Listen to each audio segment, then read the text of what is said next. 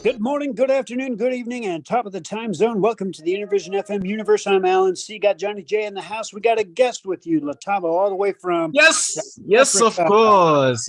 Yes, of course. We're going to talk about the Kasi Cleva. we're going to talk about some music topics today. Kind of get a little bit of away from some of the stuff that we've been talking about over the past couple of days. Kind of give people a little bit of a break. But we're also going to touch upon current events. You're not going to want to miss it today on IntervisionFM.com. Oh my God. That's who we love and that's who we serve. Let's turn this over to Johnny J in the house. Hi, everybody. This is the Godfather, Soul James Brown. I tell you, this is on. My man is on. Check him out. This is the Godfather, Soul James Brown saying stay with it and hit it. Okay, thank you very All right. Thank you guys for joining us here. How dare you? Yes.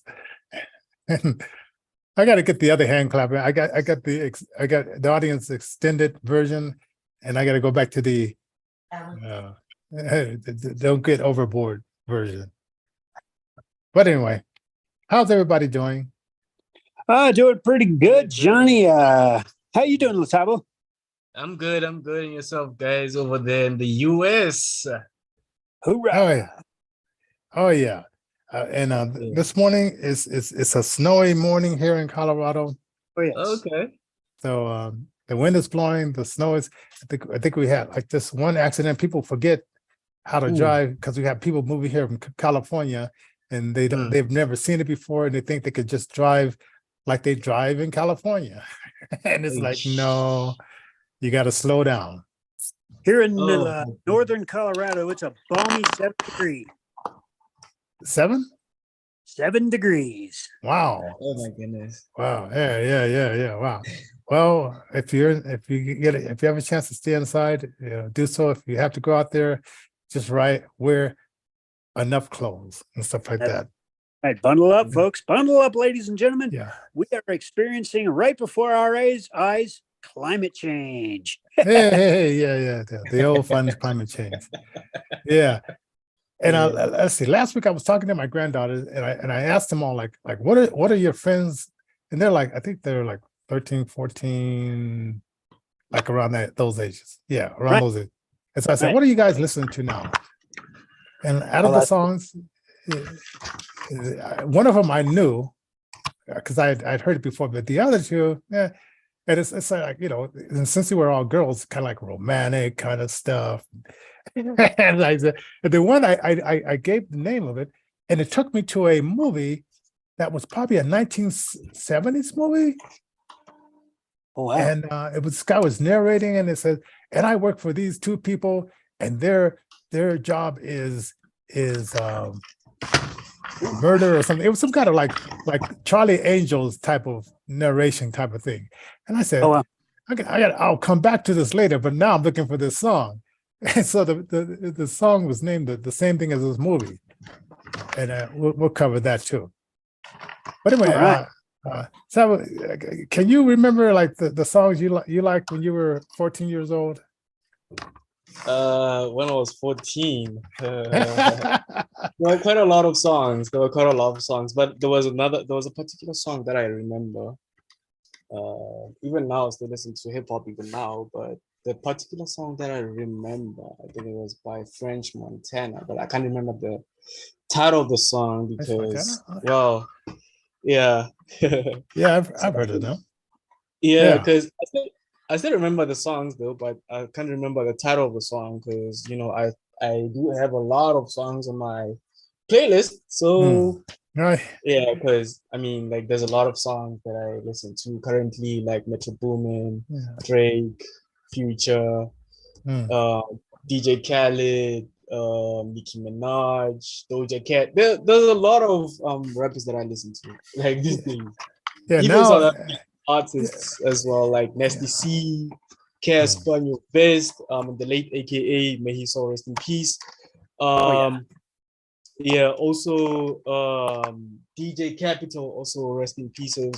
No, not also yeah, DJ Capital. There was this other one who passed away last year.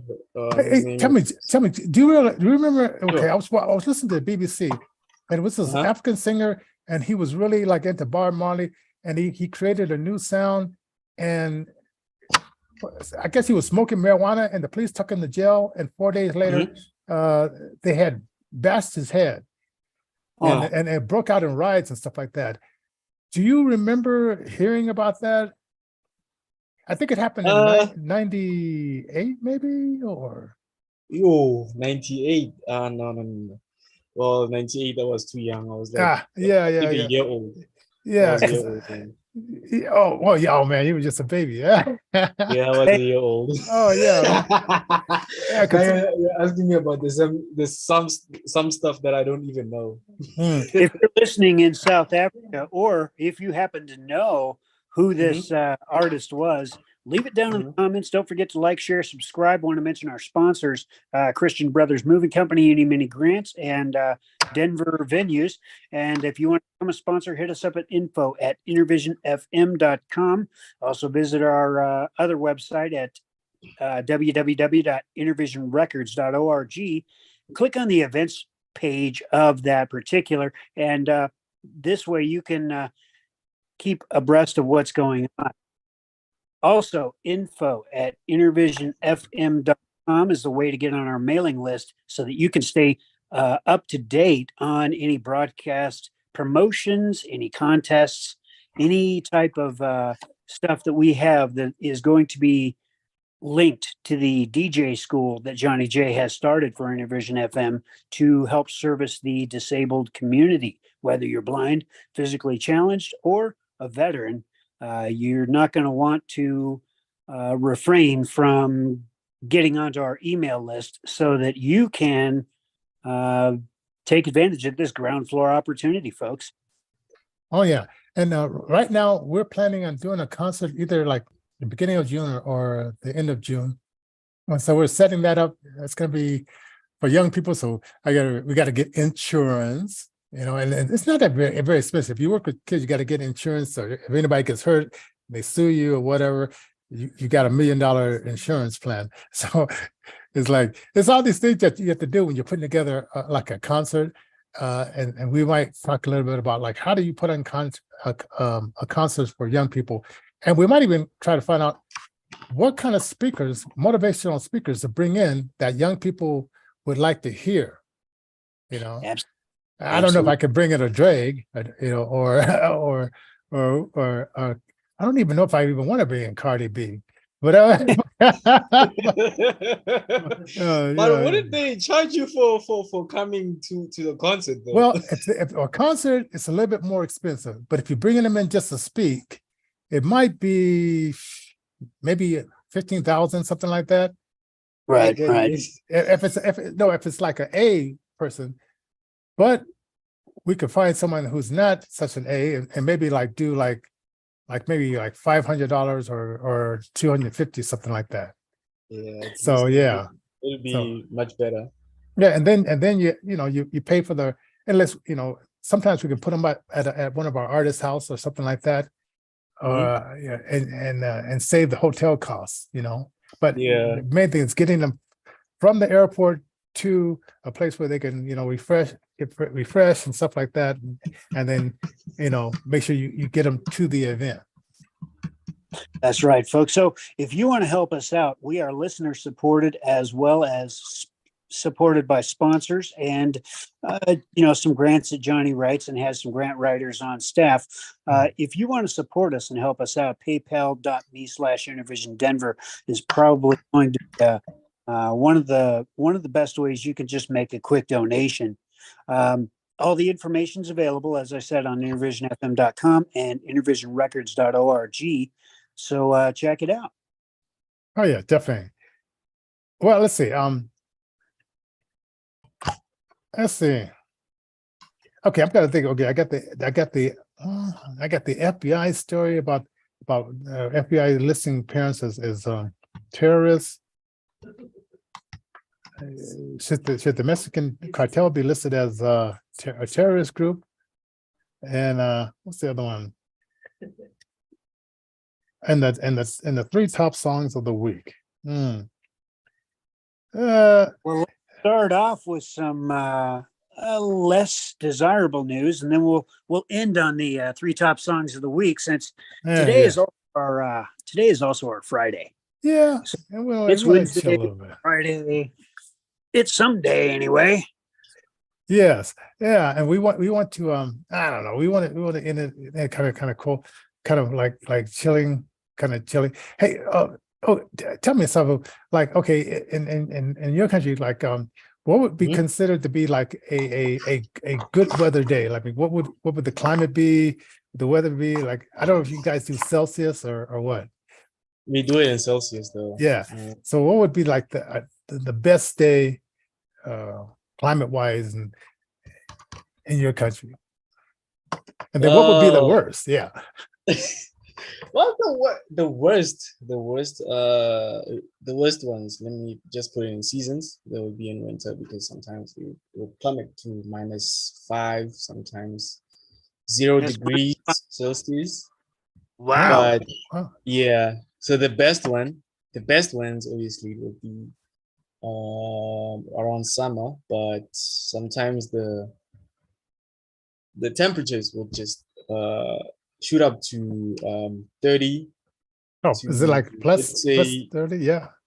Let's say 30 to maybe 35 degrees, especially here in Pretoria, because it's like it has a warmer climate, so that's why, like, it's the same as next to our province, which is Limpopo, so it has the same climate as theirs. Oh, and then like and so I was looking at this one thing, and I wanted to ask you, there's I guess an organization that's out there, and they're having like local farmers, get produce from them, and then they're helping like a lot of these like women and stuff like that feed their family and stuff, and then they're trying to get the supermarkets to do it, but the supermarkets are afraid that, well, what if they get sick? They can sue us and all that kind of stuff. And so the supermarkets are kind of like slow on sharing the food, where the farmers are more. But I'm thinking like a better program would be, okay, while you're sharing the food, why not teach them how to grow their own food? And have you heard of this program where they're it's like a food bank. They brought the concept. In America we have a thing called food bank. So they brought that concept to this part of Africa and stuff like that. Have you heard of anything like that? To be honest, that concept, I haven't heard it. Like, I hear all this stuff and what's that? BBS. What is that? British network. BBC. BBC. Yeah. I hear all these stories on BBC, right? So it's not. It's probably just in a little pocket, because it's like they're helping about 100 women. But I'm just thinking, like, organizations come and go, and it would be better to teach the people how to grow their own food. So whether the companies come and go or not, they can just grow their own food. Or the farmers do, but these people that are coming to get the food, the 100 women, teaching them. Ladies and gentlemen, not only is this a good logical principle to implement, for those who are a Bible believing, it's also a biblical principle. If you teach a person to fish, they're going to fish for a lifetime. Whereas if you just give that person a fish, they're going to eat only for that day, and then they have to be given another fish for the next day. So it only makes sense. Yeah, and I think the food, did I hear it lasts for maybe 3-4 days or something like that? The food that they give out, then they have to come back to this food bank, and they had this big refrigerator, so they can keep it cool, and, put it in there, and so it sounds like a nice organization and stuff like that. But I'm thinking, like, the guy who's doing it, he's young now. Soon, he'll get old eventually, and then those people will still be there. And then they'll, be waiting for the next, young person or a person with, innovative person to come and do it again. And it's like, because I'm thinking like there used to be a time where people, the older women would teach the younger women, and Yes. the older men would teach the younger men. Yes. Do you think that's still around, that way, like that you see with your friends and with yourself, where your dad taught you things and you say, okay, that helped me to survive and stuff? Actually, to be honest, I haven't touched on that subject. Yeah. But I haven't touched on that subject because like I don't even know about that. Because okay, I hear you're mentioning my father, but well, I was not close with my father, so like I just found out that he passed away. So, but okay, coming back to that question that you were asking me, well, nah, I haven't heard anything of that sort. Even I haven't I haven't had a talk with my friends or my colleagues about it. So no, I haven't heard something like that. Yeah, like back in the day, my dad died when I was 12, but he taught with my older brother, and I guess he was just waiting for me to get old enough. But I saw with my younger brothers, he was teaching them how to fix a car, change the oil. I think he even taught my sister that, because she was older than me. And then he thought he'll be living to teach me that, but he died, so and then I never learned any of that stuff.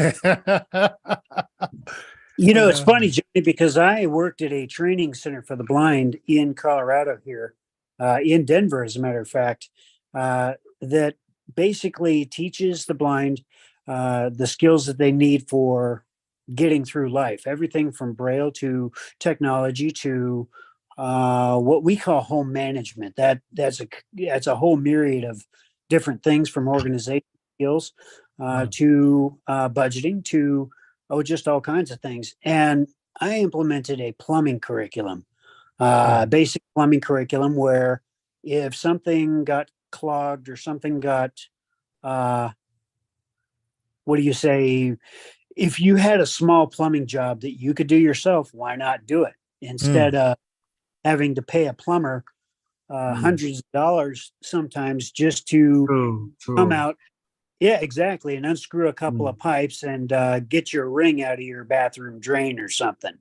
So, it was interesting because mentorship, especially within the blind community, is something that is somewhat lacking. A lot of blind folks find themselves with three different organizations, well, actually two different organizations that they can avail themselves of here in the United States, and then one worldwide. You got the American Council of the Blind, which is kind of a social organization. You got the National Federation of the Blind, which is more like, and then you've got the World Blind Union, which the National Federation of the Blind works with to help with type legislation, global legislation, to help all the blind people around the world. Yeah.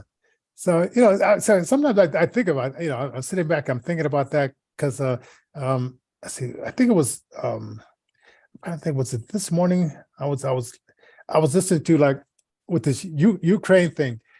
Yeah. Okay. Like in a lot of people that went over to Poland, they were ready to continue their business, start up a new business.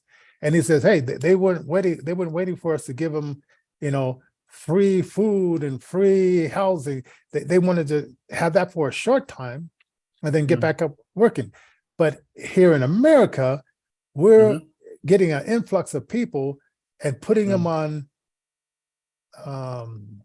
healthcare services and free houses. And in New York, 85 class 4 and 5 hotels are putting them up, and we have veterans that have fought wars for our freedom, and we're not putting them in class 5 hotels. They're still living on the streets, but we're taking. Just wait until February 28th when we signed that zero draft document with 193 other countries. So there's going to be 194 in total, and I believe Africa may be one of them that might sign on to this particular treaty with the World Health Organization. These good folks down at the World Health Organization are unelected officials, and they're going to be in charge of making sure that we follow the rules set down by the World Health Organization. And not only that, they get to decide who what is it? They get to decide what the emergency is. So if there happens to be a chemical spill in Ohio, whoa, is there a chemical spill in Ohio now? We conceivably see some things come down the pike that we may or may not want. It's important, folks, that you let your congressmen and women and other folks in Congress know how pleased you are about this kind of thing, and how you can't wait to go ahead and get signed on to this zero draft document. Yeah, it sort of like makes you, well, it's kind of cold in New York, so I don't know if I want to go there, but in the summertime, it makes me want to leave the country, come to the southern border and say I'm from another country, because how can they prove it, right? And it put me up in a 5-star hotel. I've actually thought about doing that, Johnny, getting a plot of land somewhere in some far remote island and calling it a country, and then deciding to go ahead and register as a foreign national. This way, I would never say that anybody should do this. This is just my mind going somewhere. But if I were a foreign national, I would have to be afforded the same things that our newcomer friends from other countries are being given. And I would also be afforded the same opportunities, things like business loans, housing, this. But on the other hand, no such thing as a free lunch, and it would just come out of my brother Johnny J's pocket anyway. So I think maybe I'll just stay an American citizen. But you might need a green card for that.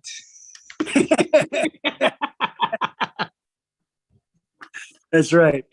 That's wild. That is so wild. But here in South Africa, though, there's a lot of foreign nationals in here, because when they come, they don't come with the right documentation. Then they would be arrested, or sometimes they just take them to Home Affairs here, right down in Pretoria, downtown Pretoria, and then they would just get them registered and then put them in the refugee camps. Because I've seen that a few years back, if I remember, because there's a lot of people from Zimbabwe, Malawi, Mozambique, Zambia. There's a lot of people from all over, even Lesotho, to be exact. Yeah, and did you hear the story? I just heard this morning. This girl, when she was 15 years old, she went over to, I forgot, I don't know if it was Iran or whatever, it was some country, and she was sent to be the bride of one of these terrorists. So she, she's only 15 years old, and so now she wants to come back to England, and they deleted her citizenship. And she's got to say, like, I was only 15. I didn't know what I was doing, and it could have been like considered to be sex trafficking, but they say no, you're considered to be a terrorist. So now she's living in this like refugee camp, which there's gangs in there and stuff like that. And it's like, whoa, you make a silly mistake when you're 15, and it's like, then you realize this is not what I should come back to your own country, but you can't come back. Yeah, I said, man, dude. My goodness. I mean, so I guess there's people that have bigger problems, and sometimes you wake up and you think, where's my coffee? That's my problem. There's big problems out there too. So anyway, but anyway, so this is one thing, like, should these cartels be listed as terrorists because they are they're making crazy money, bringing in drugs and stuff like that. And I say yes. Hey, if you guys disagree, you think they should not be treated as terrorists, put in the subject line down there, say yes or no, and this would be our unofficial poll. Right? Absolutely, folks. Right. Hey, with only 4 minutes left, I guess 4 or 5 minutes left. Let's get into like some of these songs that my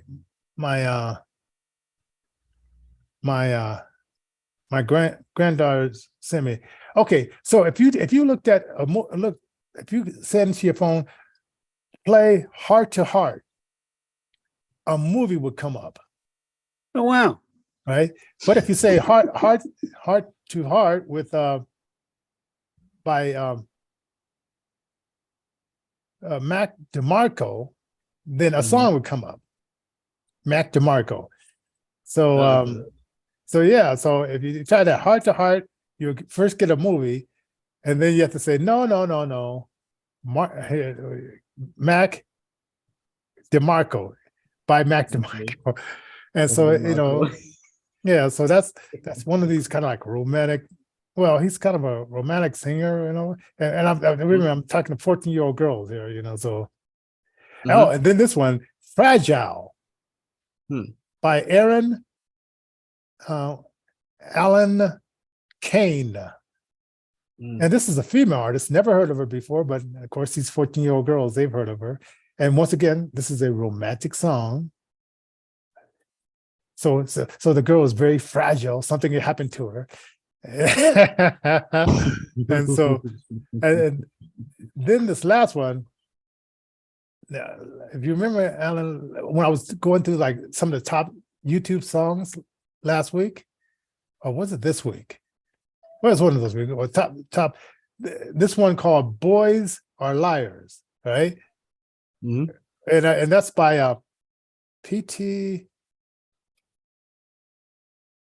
Oh, Pink Panthers. Have you ever heard of that group, Pink Panthers? Level? No. Yeah. Well, you're not 14 years old, so that's it. I'm way past that. Yeah. So I gotta ask my granddaughter, what is it about this song? Because the voice is irritating to me. So there's something about this girl that maybe it's the meshes or something.